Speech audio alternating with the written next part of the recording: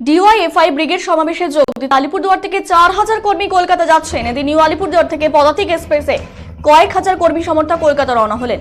Brigade সমাবেশে সফল করতে তারা যাচ্ছেন কলকাতা। কর্মীদের মধ্যে ব্রিগেড সমাবেশ নিয়ে রয়েছে উদ্দীপনা। এদিন নিউ আলিপুরদুয়ার স্টেশনে কেন্দ্র এবং রাজ্য সরকারের এক হাত নেয় নেতৃত্ব। তাদের আশা, ব্রিগেড থেকে আগামী লোকসভা নির্বাচনে লড়ার বার্তা নিয়ে ফিরবেন কর্মীরা।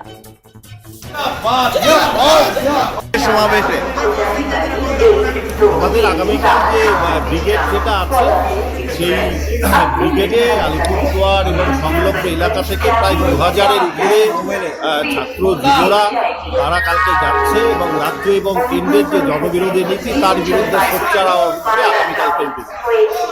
আলিপুরদুয়ার জেলা থেকে হাজার চারে যাচ্ছে। হ্যাঁ, আলিপুরদুয়ার জেলা থেকে এই ট্রেনে যাচ্ছে। এই ট্রেনের পাশাপাশি আরও অন্যান্য ট্রেনগুলিও আমরা কাঞ্চনকন্যা থেকে শুরু করে সরাইঘাট থেকে শুরু করে অলরেডি তিস্তাতে গেছে এবং গতকালকেও যে ট্রেনগুলি গেছে তাতে চলে গেছে এবং আজকে শেষ যাত্রা এই পদাতিকে বাকিরা সবাই যাচ্ছে।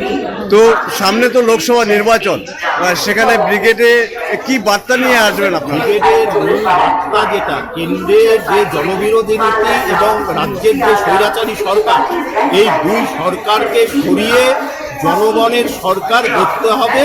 আগামী লোকসভাতে একদিকে দেশ বিক্রি করতে যাচ্ছে আর রাজ্যটাকে বিক্রি করতে এই রাজ্য সরকার এবং কেন্দ্রের যে জনবিরোধী সমাবেশে